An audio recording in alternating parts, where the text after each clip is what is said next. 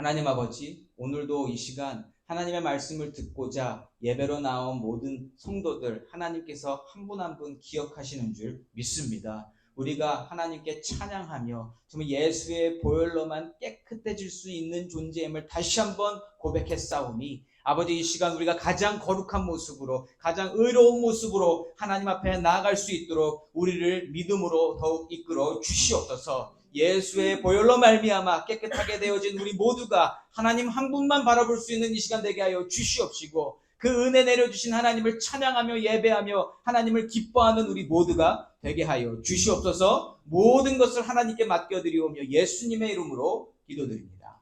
아멘.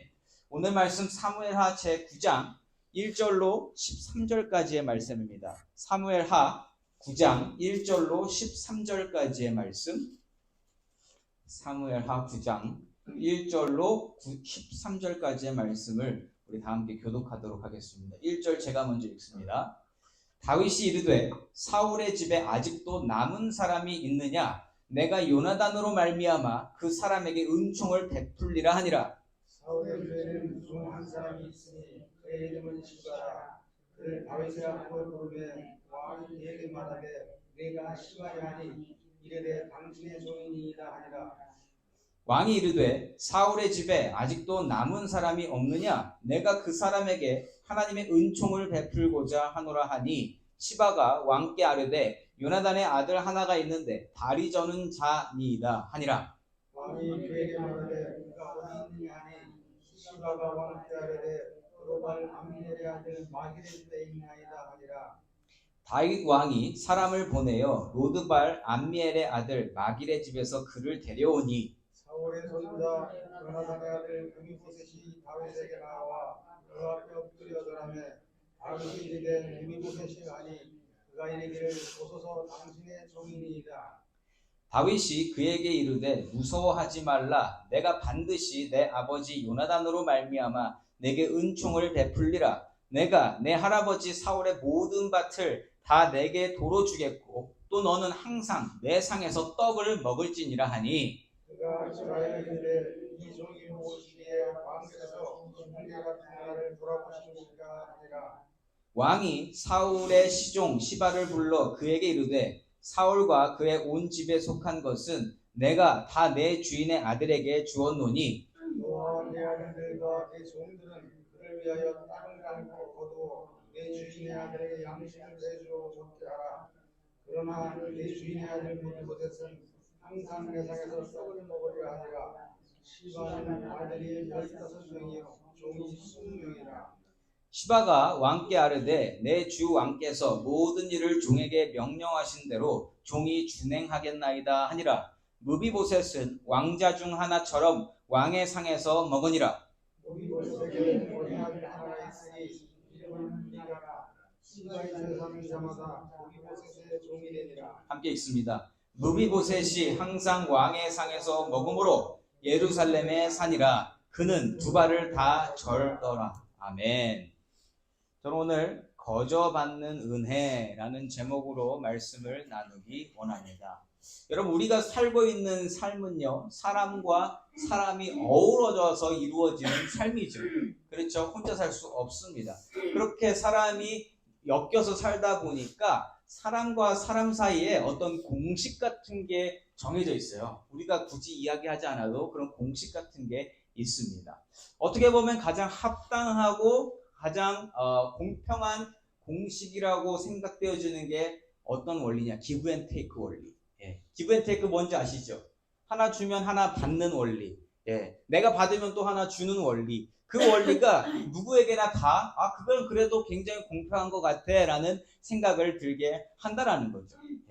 관계 속에서 주는 게 있으면 받는 게 마땅합니다. 또 받는 게 있으면 주는 것도 우리가 마땅하다고 생각한다라는 거죠. 굳이 설명하지 않아도 알아들을 수 있는 공식입니다. 자, 그런데 이 기브 앤 테이크의 공식이 하나님이 주신 걸까요? 어떻게 생각하세요? 하나님이 공평하시고 의로우시고 하나님은 그러한 분이시니까 기브 앤 테이크의 그 원리를 하나님이 가르쳐 주신 걸까? 어떻게 생각하세요? 따지고 보면 하나님은 기브 앤 테이크를 말씀하신 적이 없습니다. 하나님은 어떠한 분이시다? 그냥 주시는 분이에요. 기부만 있다. 테이크가 없어요. 하나님은 내어주시는 분이십니다. 하나님이 창조주시고요. 모든 것을 만드신 분이시잖아요. 그리고 만드신 모든 피조물들을 위해서 모든 것을 공급해 주시는 분이심을 믿습니다. 그런데 그러한 모든 것들을 만들어 놓으시고 뭔가를 얻으시기 원하신다. 물론 영광 받으시기 원하시고 모든 피조물들이 하나님을 예배하기를 원하세요. 근데 그건 테이크의 개념이 아니라는 거예요. 하나님은 주시는 분이신 줄 믿습니다. 그래서 우리가 피조물이잖아요. 우리도 하나님 앞에 하나님의 말씀으로 만들어진 존재입니다. 그렇기 때문에 우리는 항상 받는 것에 익숙한 존재라는 거예요. 그거 생각해 보셨어요? 주는 것보다 받는 게 익숙한 존재다. 왜? 그렇게 태어났으니까. 태어나자마자 하나님께서 주시는 것들을 다 받아 누리고 사는 존재가 저와 여러분의 존재라는 거예요. 예. 그래서 우리는요, 생각해 보면 무언가 대가를 받지 않고 준다는 거 되게 어색한 일인 거 아세요? 누군가에게 그냥 주는 거 되게 어색합니다. 당연한 거 당연하게 느껴지지 않는다. 또 동시에 그냥 공짜로 얻는 것, 예, 이것도 어색하다. 예, 어색하지 않아요. 누가 그냥 준다 그러면은 그 기뻐요? 아니면 먼저 왜 이러지 이 사람이? 그냥 모르는 사람이 뭐 줬어요. 뭐 그런 왜 이렇게 좋아하시지? 예. 자, 지나가다가 안동수 집사님한테 되게 좋으신가 보다. 그게 어색하지 않으시죠? 자, 어쨌든 공짜로 준다 그러면 그것도 한번 우리 왜 이걸 나한테 그냥 주지? 이렇게 생각하게 된다라는 거죠. 자, 그런데 여러분, 하나님께서 창조하신 세상, 하나님께서 처음 만드신 세상을 보면 하나님으로부터 먼저 받는 것을 경험하게 되면서 그 경험을 말미암아 나누고 베품을 실천하는 게 우리가 사는 삶이라는 거예요. 하나님이 만들어 놓으신 세상은 먼저 주시고 그것을 받은 사람이 또 나누고 베풀게끔 하나님이 만들어 놓으셨다. 그런데 이게 왜 다 어색해졌냐? 죄가 들어옴으로 말미암아 공급해 주시는 하나님과의 관계가 끊어져 버렸습니다.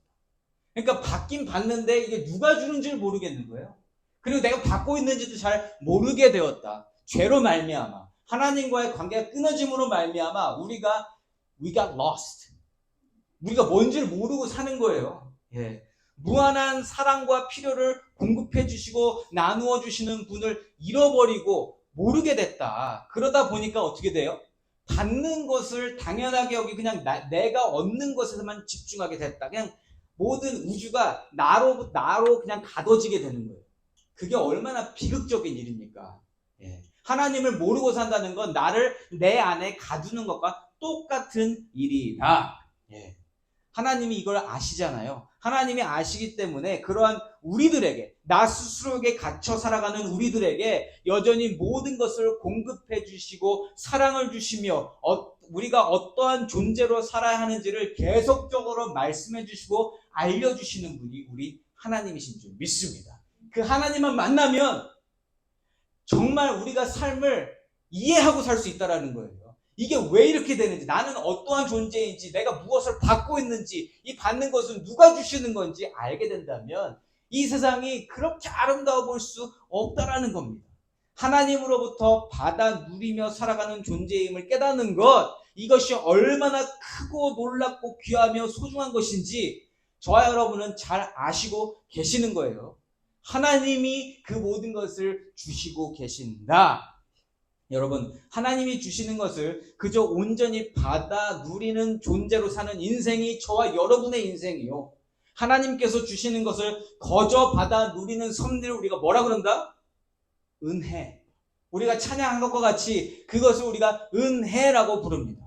하나님이 그냥 내려주시는 것, 그리고 그것을 그냥 받아 누리는 것, 이게 은혜라는 거죠. 오늘 본문 말씀은요, 그러한 은혜의 원리를 아주 잘 설명해 주고 있는 말씀입니다. 여러분, 다윗은 하나님 내려주시는 은혜를 충만히 경험한 사람입니다. 자기가 아무것도 하지 않았는데 모든 것을 얻게 되는 것이 하나님의 은혜인 것을 분명히 아는 사람이라는 거죠. 다윗이 이스라엘의 왕이 되기 위해서 한 일이 있다 없다? 하나도 없다. 그냥 하나님이 왕으로 세우셨다. 그리고 왕으로 세워가시는 그 길 가운데 다윗이 한 일은 뭐예요?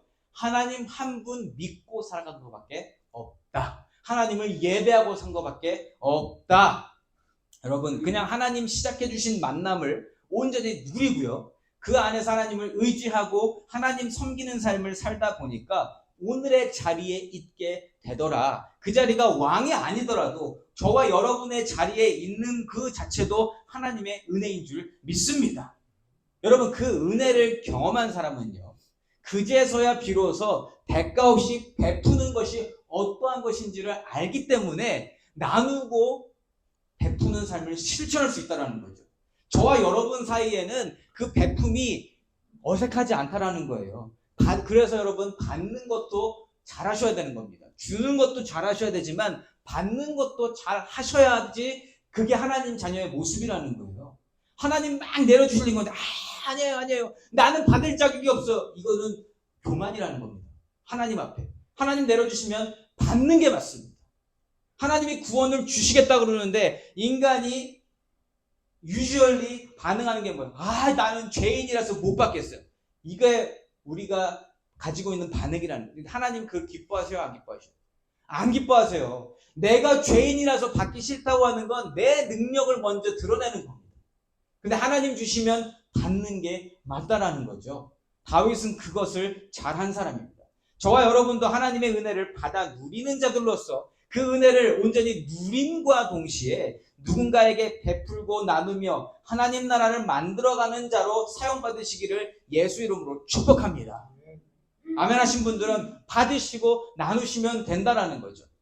여러분, 다윗은요, 가장 자기가 힘들었을 때 사람을 통해서 큰 도움과 힘과 위로를 주셨던 하나님을 기억하고 살아요. 가장 어려웠을 때 가장 가까이 계시던 하나님. 여러분, 그때 다윗이 가장 어려웠을 때 도와줬던 사람이 누구예요? 요나단 기억나세요? 요나단은요, 그 주위에 아무도 다윗을 도와주지 않을 때, 모두 다 배척할 때, 가장 어려운 상황일 때 다윗을 도와줬던 사람입니다. 그런데 그 요나단이 어디로부터 왔냐? 하나님이 허락하신 친구라는 거죠. 언제나 함께 해주시는 하나님을 요나단을 통해서 다윗은 알게 됐습니다. 하나님 아니시면 만들어질 수 없었던 친구 요나단을 기억하면서 그에게 약속했던 것을 기억해냅니다. 1절 말씀을 제가 읽어봅니다. 다윗이 이르되 사울의 집에 아직도 남은 사람이 있느냐? 내가 요나단으로 말미암아 그 사람에게 은총을 베풀리라 하니라. 아멘. 1절 말씀이 저에게 큰 의미로 다가왔습니다. 의미 있게. 왜냐? 지난주 말씀과 더불어 생각해 볼 때 다윗 지금 모든 게 잘 되는 상황이라고 말씀을 드렸잖아요. 다 확인하셨었죠. 근데 내가 잘 될 때 이렇게 나를 도와준 사람이 기억이 나기가 쉽다 안 쉽다? 쉽지 않아요. 내가 잘 될 때 감사의 마음보다는 그냥 내가 더 막 어딘가에 막 쏠려가는, 그래서 막 더 높은 곳으로 가고자 하는 그 마음 때문에 나의 과거, 잘 못됐던 과거들은 잘 기억이 안 나는 게 정상입니다. 왕궁도 편하죠. 백성도 편하죠. 이웃 나라들도 다 머리 받쳐 조공 바치고 있죠. 예. 그런데 이때 다윗이 뭐 하고 있다?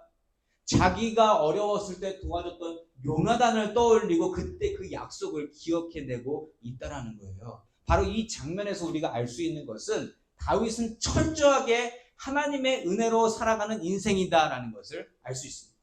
어느 순간에든지 잘 될 때든지 잘 안 될 때든지 하나님을 붙잡고 살아가는 인생이 다윗의 인생이라는 거죠. 하나님을 인정하기 때문에 잘 되어지는 상황에서도 하나님을 떠올릴 수 있는 것이고요. 잘 안 되어졌던 과거의 상황을 떠올리면서도 그게 어렵거나 고통이 아니라 하나님의 은혜로 해석이 된다는 거죠.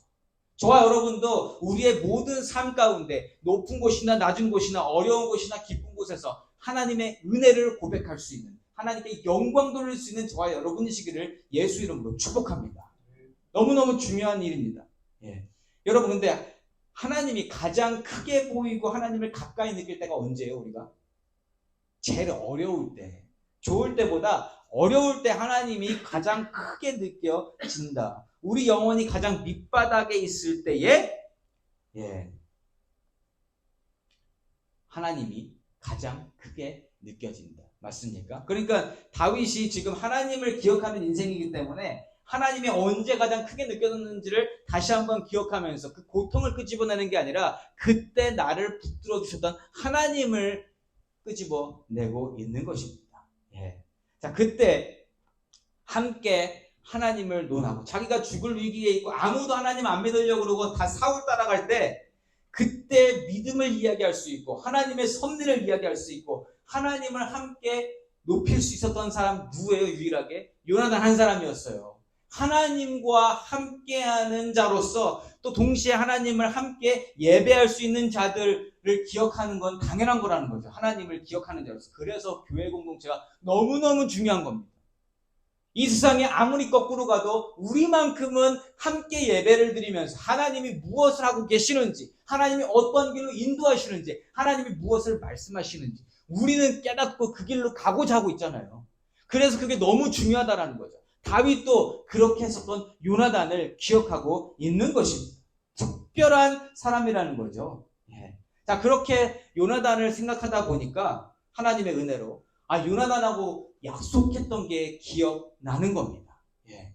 자, 요나단하고 무슨 약속을 했는가? 자, 내가 네 가족들은 다 책임지겠다라는 약속을 했었어요. 자, 그것을 떠올리고 이제 2절 말씀 보겠습니다. 사울의 집에는 종 한 사람이 있으니 그의 이름은 시바라. 그를 다윗의 앞으로 부르매 왕이 그에게 말하되 내가 시바냐 하니 이르되 당신의 종이니이다 하니라. 아멘. 자, 그래서 이제 왕의 자리에 올라서 그때의 기억을 떠올리면서 내가 그 약속을 지켜야 하는데 하나님의 은혜로 되어졌던 일들 가운데 있기 때문에 지금도 내가 그 하나님의 은혜를 기억하고 그 은혜를 베풀어야 되는데 받은 게 있으니까 베풀고 싶은 거예요. 그래서 자, 그렇게 이제 사울의 사람들을 찾고 있는 겁니다. 자, 그렇게 해서 누가 나왔어요? 시바라는 사람이 나왔습니다. 예, 발음을 잘해야 되는데 이게 오늘 많이 나오는데 시바. 그 이름도 참 그래요. 어쨌든 이 사람이 다윗 앞으로 불려 나왔습니다. 그래서 3절부터 6절까지의 말씀이 다윗과 그 사울의 종 시바 사이의 대화 내용이에요. 그래서 다윗이 시바에게 계속 자세히 물어봐요. 예. 혹시 다윗이 은총을 베풀 만한 사람이 남아 있는지 다 물어보는데 놀라운 사실을 하나 알게 됩니다. 다윗의 베스트 프렌드이자 죽을 위기에서 그 모든 것을 빼내어주고 하나님을 함께 의지했었던 요나단의 아들이 남아있다라는 거예요. 3절 말씀입니다. 왕이 이르되 사울의 집에 아직도 남은 사람이 없느냐? 내가 그 사람에게 하나님의 은총을 베풀고자 하노라 하니 시바가 왕께 아뢰되 요나단의 아들 하나가 있는데 다리 저는 자니이다 하니라. 아멘. 깜짝 놀랐을 거예요, 다윗이. 아들이 있을 거라고 생각을 못했는데 무비보셋 요나단의 아들이 남아있는 겁니다. 예. 얼마나 놀랬을까요? 예. 아직 살아있다라는 거예요. 자, 그런데 이 무비보셋이라는 인물이 특별한 사연이 있습니다. 자, 방금 읽은 3절에 이 사람의 특징이 나오는데 뭐라 그래요? 다리 저는 사람이다 라고 이야기합니다. 자, 사실 이 무비보셋이 다리 저는 사람인 것은 사무엘하 4장에서 이미 나왔었어요. 사무엘하 4장 4절에 가보시면 이렇게 나옵니다. 제가 읽어드릴게요. 사무엘하 4장 4절에 사울의 아들 요나단에게 다리 저는 아들 하나가 있었으니 이름은 무비보셋이라. 전에 사울과 요나단이 죽은 소식이 이스라엘에서 올 때에 그의 나이가 5살이었는데 그 유모가 안고 도망할 때 급히 도망하다가 아이가 떨어져 절개되었더라. 이게 사무엘하 4장에서 이미 등장했던 내용이라는 거예요. 자, 근데 무비보셋이 언제부터 다리를 절었다고요? 몇 살 때부터? 5살 때부터. 예. 왜요? 자기 실수로? 아니요. 유모가 들고 가다가 떨어뜨렸는데 그때 다리가 이렇게 돼서 다리를 절게 되었다. 다른 사람의 실수로 불구가 된 사람입니다. 예. 자, 그런데 한쪽 다리만 그렇게 된 게 아니라 두 발을 다 절고 있다라고 오늘 말씀에서 이야기해요. 9장 13절 오늘 마지막 절에 보시면 무비보셋이 항상 왕의 상에서 먹음으로 예루살렘에 사니라. 그는 두 발을 다 절더라. 여러분, 두 발을 다 저는 사람이면은 혼자서 움직이기가 쉬운 사람입니까? 어려운 사람입니까? 어려운 사람이에요. 지금처럼 뭐 휠체어가 있거나 하지 않아서 그때 당시에 뭐 이거 목발을 짚고 다닐 수도 없어요. 두 발을 다 저는데 어떻게 그래요? 그러니까 누군가의 도움 없이는 살 수 없는 사람이 무비보셋이었다. 예. 자, 무비보셋의 삶을 한번 상상해 보세요. 5살 때, 내가 5살 때 다른 사람이 나 떨어뜨려서 내가 불구가 됐습니다. 움직이지 못해요. 도움을 받지 않으면 살 수 없는 인생입니다. 자, 그런데 그의 신분은 또 어때요? 지금 몰락한 사울 왕가의 자손이잖아요. 그리고 지금 근데 더 중요한 거는 지금 뭐예요? 이스라엘의 왕이 누굽니까? 사울이 죽이려고 했었던 왕 다윗이라는 거예요. 다윗의 역적이죠, 어떻게 보면. 그냥 우리가 따져보면 다윗의 역적의 손자잖아요. 만약에 자기가 살아있다는 것이 다윗의 귀에 들린다면, 일반적인 왕의 왕이라면 어떻게 될 것 같아요? 당연히 죽는 거 아니에요? 소리 소문 없이 암살당해도 할 말이 없는 존재가 무비보셋입니다. 혹은 왕이 불러가지고 공개적으로 처형해도 아무런 문제가 없는 상황인 거예요. 왜요? 왕을 대적하고 왕을 죽이려고 했었던 그 사람의 손자잖아요. 그러니까 무비보셋은 어때요? 어떻게 살았을 것 같아요? 그냥 숨죽여서 있는 듯 없는 듯 자기의 존재를 드러내지 않으려고 노력했을 겁니다. 그런데 더 불쌍한 게 뭐예요? 다리를 절고 있으니까 도망가지도 못해요. 이스라엘 안에서도 살기 힘들지만 그러한 몸으로 다른 족속에 가서 산다? 말이 안 됩니다.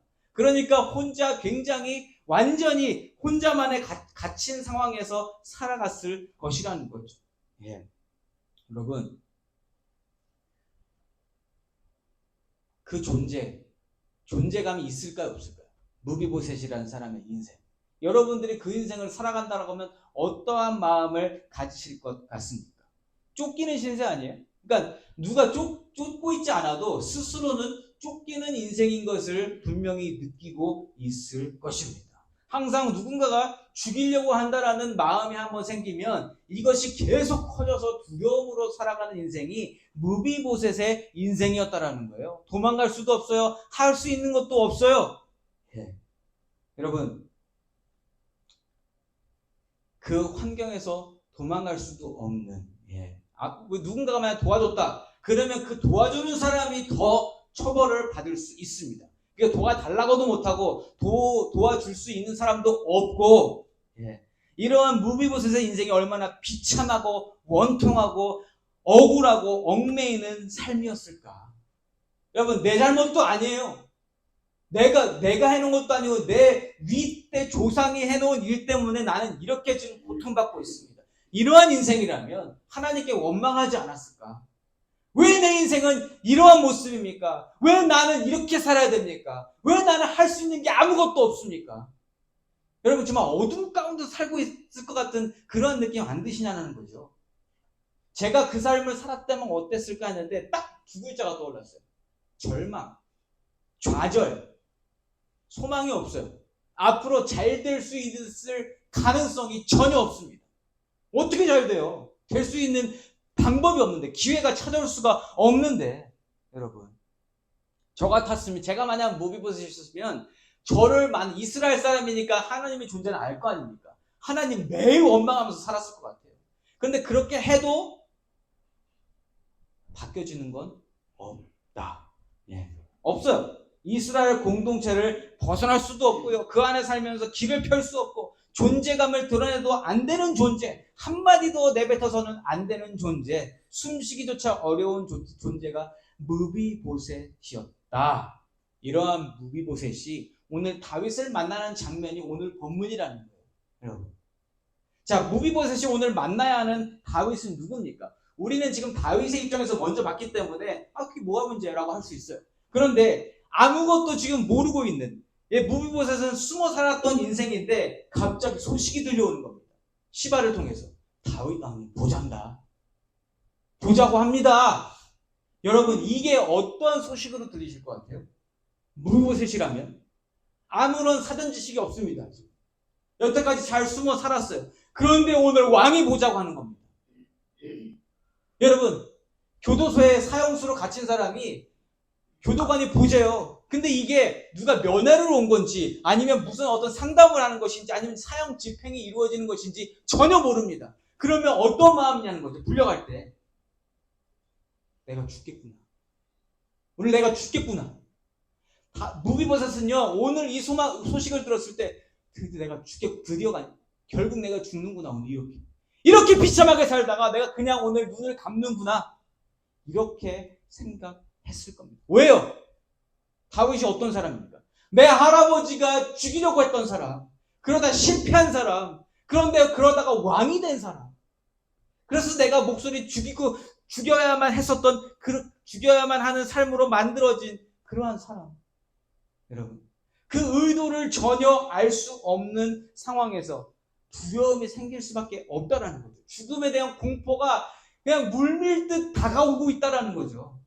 만나자마자 할아버지에 대한 그 안갚음을 묻는다면 그 자리에서 처단될 수 있는 게 지금 무비보셋입니다. 여러분, 지금껏 숨어 살아왔던 자신의 삶이 한순간에 끝나버릴 수 있는 상황이기 때문에 무비보셋 입장에서는 그 어느 때보다 그 스트레스 레벨이 가장 최고치에 이르렀을 그 상황이 바로 오늘 상황이라는 거죠. 여러분, 그런데 지금 이스라엘의 최고 통치자가 부르니까 가야 돼요, 안 가요? 가야 돼요. 그래서 그냥 복종할 수밖에 없어 나갑니다. 두 사람이 이렇게 말한 6절 말씀이에요.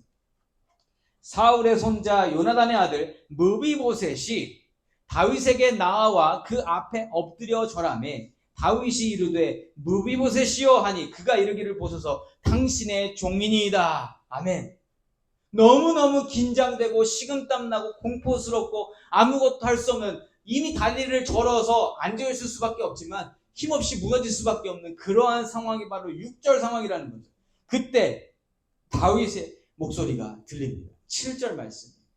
다윗이 그에게 이르되 무서워하지 말라. 내가 반드시 내 아버지 요나단으로 말미암아 내게 은총을 베풀리라. 내가 내 할아버지 사울의 모든 밭을 다 내게 도로 주겠고 또 너는 항상 내 상에서 떡을 먹을지니라 하니. 아멘. 이 7절 말씀을 읽는데요, 눈물이 핑 돌았습니다. 이 공황장애가 올 수도 있고 정말 이 마음이 너무너무 힘든 가운데 다윗 왕을 만났는데 다윗 첫 마디가 뭐예요? 두려워하지 말라. 나는 너를 죽이려 하는 게 아니다. 두려워하지 말라. 무비보셋이요. 여러분, 무비보셋에게 가장 크게 들린 말이 무서워하지 말라, 이 말이 아니었을까 싶습니다. 무서워하지 말라. 극도의 공포감 속에서 도대체 어떠한 명령이 떨어질까 마음을 졸이고 있는데 왕의 가장 첫 마디가 두려워하지 말라였습니다. 두려워하지 말라. 지금껏 상상하고 생각해왔던 모든 공포와 걱정과 근심이 한순간에 사라지는 바로 이 순간이라는 거예요. 다윗이 무비보셋의 마음을 잘 아는 듯이 그를 다독여줍니다. 자, 그런데 무비보셋 입장에서는 이게 지금 믿겨지는 일입니까? 이게 이렇게 돼야 되는 게 맞아요? 자기 생각에? 아니라는 거죠. 도저히 이해할 수 없는 다윗의 처사입니다. 자기를 죽였으면 죽였지 이렇게 대우해 주어야 할 이유가 없다라는 거예요. 다윗이 요나단과 한 약속을 무비보셋에 알 길이 있으니까 없습니까? 절대 없어요. 몰라요. 이게 무슨 일인지, 왜 이렇게 하는지 알 수 없다. 그래서 아직도 여전히 두려운 상황이다. 7절 말씀 제가 다시 한번 읽어볼 테니까 그때 상황을 한번, 그 모멘트를 한번 생각해 보세요. 다윗이 그에게 이르되 무서워하지 말라. 내가 반드시 내 아버지 요나단으로 말미암아 내게 은총을 베풀리라. 내가 내 할아버지 사울의 모든 밭을 다 내게 도로 주겠고 또 너는 항상 내 상에서 떡을 먹을지니라 하니. 이게 되게 아리까리한 거 아세요? 내 아버지 요나단이 다윗과 친구였던 거는 알고 있을 거예요. 그래서 요나단을 이야기하니까 은총 베푸는 게 맞을 것 같기도 한데 그 뒤에 뭐라 그래요? 네 할아버지 사울의 밭 다 주겠다. 이건 또 무슨 말인가? 당신을 죽이려 했던 내 할아버지인데 그 할아버지가 소유했던 땅을 다 나에게 주시겠다고요? 이게 이해가 안 가는 거예요. 솔직히 왜 이렇게 지금 되고 있지? 자, 이렇게 되다 보니까 무비보셋이 어떻게 대답하는가? 8절 말씀입니다. 그가 절하여 이르되 이 종이 무엇이기에 왕께서 죽은 개 같은 나를 돌아보시나이까 하니라. 여러분, 무비보셋의 스스로의 삶을 어떻게 비유해요? 죽은 개 같은 삶이라고, 죽은 개 같은 인생이라고 비유하고 있습니다. 그냥 개 같은 인생도 아니고 죽은 개 같은, 꼼짝없이 아무것도 하지 못하고 죽어있는 것처럼 살아가고 있는 존재를 자기 스스로의 모습으로 나타내고 있습니다. 이 한마디 말 속에서 얼마나 이 무비보셋의 삶이 암흑 같고 비참하고 미래가 없는 삶을 살아왔으며 자기 자신을 원망하고 자기 가문을 원망하고 자기 삶을 증오했었는지 잘 드러나고 있다라는 거예요. 이 죽은 개 같은 나의 인생을 왜 돌아보십니까? 자, 이러한 무비보셋에게 다윗은 파격적인 제안을 하고 있는 거 아니겠어요? 7절 말씀에서 보면 두 가지를 제안하고 있어요. 첫 번째, 예전에 사울이 가졌던 밭을 다시 돌려주겠다. 재산을, 물질을, 돈을 풍족하게 가질 수 있도록 하겠다. 또 두 번째는 뭐예요? 왕과 앞으로 함께 떡을 먹을지니라. 상에서 함께 떡을 먹겠대요. 여태까지는 드러나면 안 되는 인생이었기 때문에 무엇이 코로 들어가는지 귀로 들어가는지 입으로 들어가는지도 모르고 살았던 인생인데 왕과 함께 사람들이 다 보는 곳에서 함께 식사를 하겠다. 믿을 수 없는 일입니다. 죽은 개 같았던 인생, 숨 쉬는 것조차 죄스럽고 살아있는 게 민폐인 것 같은 인생으로 살아왔는데 갑자기 하루아침에 반전이 일어난 것이죠. 자, 무비보셋은 믿지 못하는 그러한 상황이었을 거예요. 그렇기 때문에 다윗은 이 일을 바로 시행합니다. 사울 쪽 사람이자 무비보셋의 종인 시바에게 앞으로 어떻게 해야 되는지에 대한 사명을 명해요. 무비보셋뿐만 아니라 무비보셋의 종인 시바에게 이 모든 것을 이야기해서 사람들이 다 알 수 있도록 이야기합니다. 10절 말씀입니다. 너와 내 아들들과 내 종들은 그를 위하여 땅을 내고, 그가 무비보셋이에요. 그를 위하여 땅을 갈고 거두어 내 주인의 아들에게 양식을 대주어 먹게 하라. 그러나 내 주인의 아들 무비보셋은 항상 내 상에서 떡을 먹으리라 하니라. 시바는 아들이 15명이요 종이 20명이요. 모든 사람들에게 선포한 겁니다.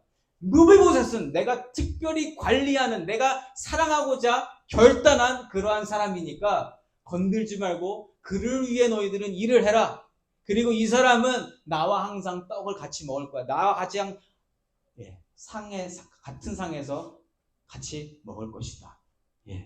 자, 그런데 여러분, 지금 말도 안 되는 일이 이루어지는데요.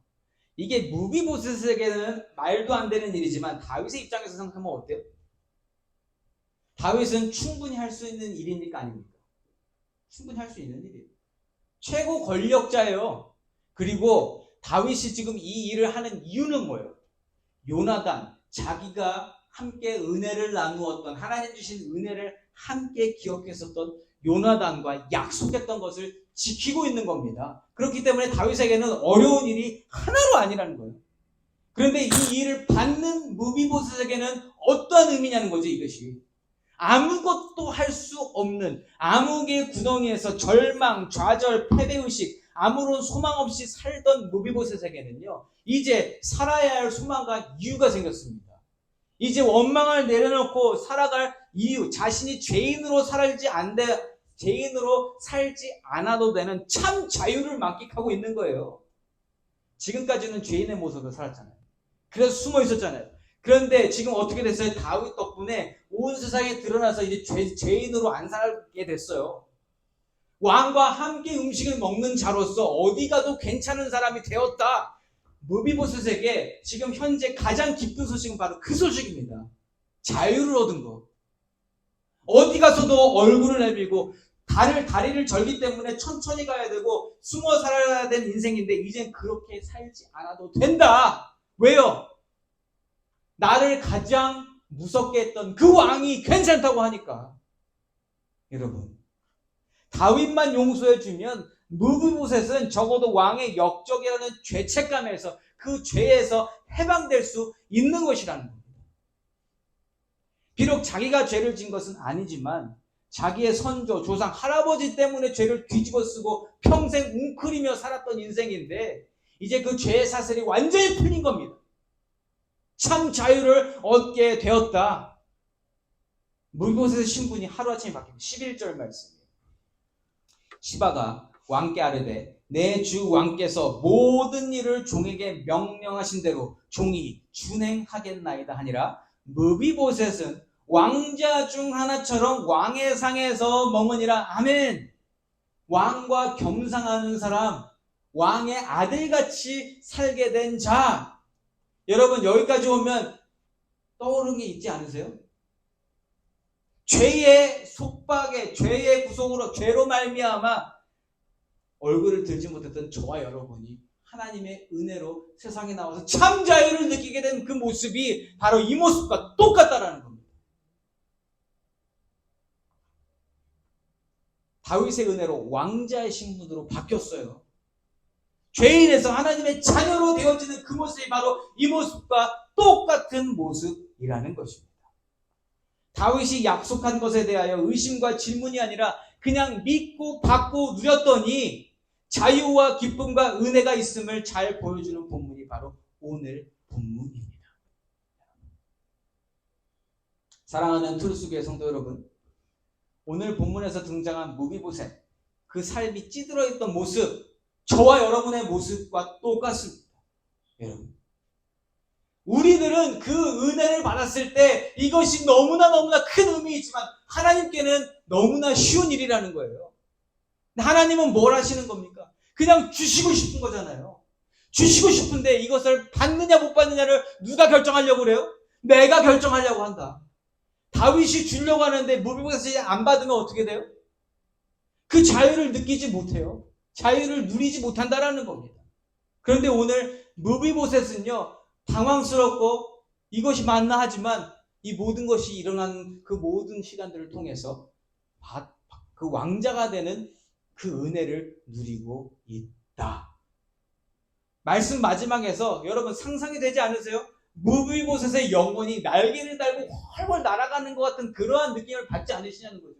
참 자유를 누리게 된 무비보셋의 모습, 그 모습에서 우리도 똑같이 기쁨을 누릴 수 있다. 왕의 용서함, 왕이 내려주는 은혜로 인하여 한 영혼이 자유를 얻었습니다. 근데 이 모습이 이 세상을 지으신 하나님께서 죄 때문에 죄에 갇혀서 하나님을 바라보지 못하고 그 복을 누리지 못하는 인생들에게 하나님이 직접 찾아와 주셔서 두려워하지 말라, 내니 두려워하지 말고 내가 주는 것을 받아 먹으라, 그리고 자유를 얻으라라고 말씀하시는 하나님의 모습과 똑같다라는 겁니다. 여러분, 하나님께서 주시는 은혜는요, 이처럼 아무런 조건 없이, 아무런 대가 없이 거저 내려받는 것인 줄 믿습니다. 하나님 주시면 받고 누리면 되는 거예요. 하나님이 그걸 원하신다는 거죠. 그렇게 주시는 것을 받아 누리기만 하면 되는 존재가 바로 저와 여러분의 존재요. 이 세상에 살고 있는 모든 인생이 그것을 받을 만한 인생이다. 그런데 내 교만이 차서 아니라고 하는 그 순간 모든 것이 막혀버리게 된다. 여러분, 한 가지만 묻습니다. 절망 가운데 숨어 살던, 웅크리고 살아가던 무비보셋이 갑자기 어느 날 왕과 함께 밥을 먹고 큰 재물을 얻고 참 자유를 얻게 되기 위해서 한 일이 뭐예요? 무비보셋이 한 일이 있습니까? 없습니까? 하나도 없습니다. 단 한 가지도 없습니다. 그저 왕이 찾아서 그냥 오게 되었고요. 그냥 거기서 내가 너에게 이것을 줄 테니까 너는 받아 누려라 한 것에서 받은 것밖에 없어요. 그 왕의 말을 믿은 것밖에는 무비보셋이 한 게 없다. 심지어 무비보셋이 어떠한 존재였어요? 할 수 있는 것도 없는 존재였어요. 아무것도 이 세상에서 할 수 없는 존재, 절망적인 존재. 여러분, 내가 아무것도 안 했는데 무비보셋처럼 엄청난 삶의 변화를 체험하고 많은 것들을 얻게 되는 그 섭리, 그 원리, 그것이 바로 하나님의 은혜라는 겁니다. 저와 여러분의 존재는 하나님의 은혜로 말미암아 오늘 하나님의 자녀됨을 입고 이 시간 하나님을 찬양하며 예배할 수 있는 줄 믿습니다. 예수의 보혈로 말미암아 깨끗하게 되어지는 것도 하나님의 공로라는 거예요. 내가 한 일이 있습니까? 내가 예수님을 믿을 수 있는 어떤 이유가 있어요? 내가 그만큼의 가치가 있냐라는 거죠. 나 스스로는 없어 보이지만 하나님이 그러한 나를 사랑하셔서 처음부터 나를 택하셨다. 그리고 나를 하나님의 때에 구원하셨다.